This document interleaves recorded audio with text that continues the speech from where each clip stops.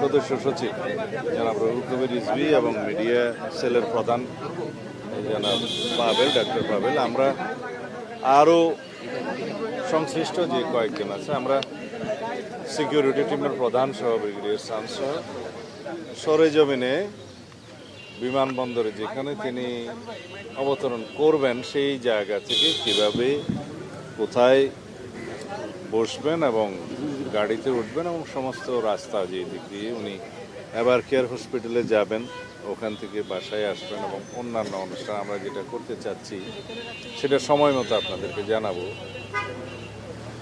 সেগুলো সরেজমিনে আমরা একটু পরিদর্শন করে এবং সংশ্লিষ্ট সকল কর্তৃপক্ষের সাথে একটু সমন্বয় করতে গিয়েছিলাম।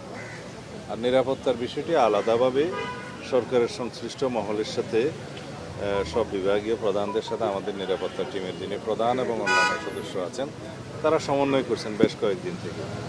সরকারের পক্ষ থেকে আমরা বেশ সহযোগিতা পাচ্ছি এবং আমরা সারা দেশের আমাদের সমস্ত জেলা পর্যায়ে, উপজেলা পর্যায়ে, ইউনিয়ন পর্যায়ে পর্যন্ত আমাদের সকল সংগঠনের, বিএনপি সহ সকল অঙ্গ সংগঠনের সকল নেতা কর্মীকে আমরা ইনস্ট্রাকশন দিচ্ছি কিভাবে তারা 24 তারিখের রাতের মধ্যে অথবা 25 তারিখের সকালের মধ্যে তারা আমাদের প্রিয় নেতাকে স্বাগত জানাতে ঢাকায় আসবেন। এর মধ্যে সারা দেশের সমস্ত জনগণের মধ্যে ব্যাপক উৎসাহ উদ্দীপনা আছে। দীর্ঘ 17 বছরের কষ্টের নির্বাসিত জীবন শেষে আমাদের এদেশের গণতন্ত্রের রক্ষা কবচ, আমাদের আগামী দিনের, আগামীর বাংলাদেশের যিনি নেতৃত্ব দেবেন ইনশাআল্লাহ, তাকে এক নজর দেখার জন্য আমরা গণতন্ত্র অবমুক্ত করতে পেরেছি। ফ্যাসিবাদের বিরুদ্ধে সংগ্রাম করতে করতে এই ফ্যাসিবাদ বিরোধী রাজনৈতিক সংগ্রাম, গণতান্ত্রিক সংগ্রামের সুদীর্ঘ 16-17 বছর তিনি নেতৃত্ব দিয়েছেন আমাদের। তো সুতরাং আমরা চাই যেন তার এই ঐতিহাসিক প্রত্যাবর্তন যেন বিগত 55 বছরের ইতিহাসে যেভাবে যা কিছু দৃষ্টান্ত আছে তাকে ছাড়িয়ে যায় এবং আগামী 55 বছরের ইতিহাসও যেন সেরকম কোনো ঐতিহাসিক ঘটনা না হয়, সেরকম একটা আমরা স্মরণীয় করে রাখার জন্যই আমাদের সমস্ত আয়োজন হচ্ছে। আশা করি সারা দেশের মানুষের জন্য অপেক্ষা করছে। আপনাদের সকলের সহযোগিতা প্রয়োজন।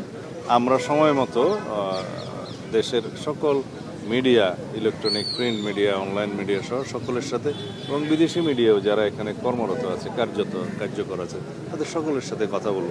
আপনারা জানতে পারবেন। আমরা একটু নকশাগুলো চূড়ান্ত করি।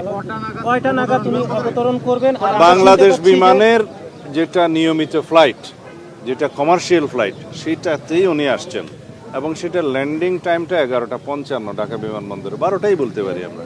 সংবর্ধনা 300 ফিটে দেওয়া হবে এমন একটা নিউজ আমরা জায়গাগুলো দেখছি, যেহেতু বাংলাদেশের জনগণ তাকে এক নজর দেখার জন্য উদ্গ্রীব হয়ে আছে, উন্মুখ হয়ে আছে এবং তার দুটো কথা শোনার জন্য উন্মুখ হয়ে আছে, সেই জন্য আমরা ব্যবস্থা করার চেষ্টা করছি কোন জায়গায় হলে সেটা ভালো হয় এবং আমরা সেটাকে অ্যাকোমোডেট করতে পারবো, সবাইকে আসতে পারবো, জনদুর্ভোগ যাতে না হয়, সব কিছু বিবেচনায় আমরা জায়গাগুলো পরিদর্শন করছি। আপনারা জানতে পারবেন।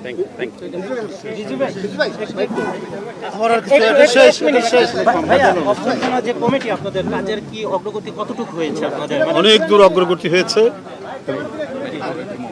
আমরা জাতীয় স্থায়ী কমিটির সদস্য জনাব সালাউদ্দিন আহমেদ তার নেতৃত্বে এটা বাস্তবায়নের জন্য আমরা যতদূর আমাদের এই পর্যন্ত এগোনো দরকার, আজকে কয় তারিখ, আজকে 18 তারিখ পর্যন্ত এগোনো দরকার, আমরা ততটুকু এগিয়েছি। আমাদের অন্তর্ভুক্ত যারা সদস্যরা রয়েছেন তাদেরকে বিভিন্নভাবে দায়িত্ব দেওয়া হচ্ছে, সারা দেশে যোগাযোগ করানো হচ্ছে এবং তারা যোগাযোগ করছেন যাতে একটা, যেটা সালাউদ্দিন সাহেব বললেন যে এটা সমাবেশ যেটা হবে, সমাবেশ বলতে যে মানুষের যে উপস্থিতি যেটা হবে, এটা হবে ঐতিহাসিক নিঃসন্দেহে। সেই মানে ইতিহাসের স্মরণীয় জনসমাগম নিশ্চিত করার জন্য আমাদের এই কমিটির নেতৃবৃন্দরা দিনরাত তারা পরিশ্রম করছেন এবং কাজ করে যাচ্ছেন। Thank you.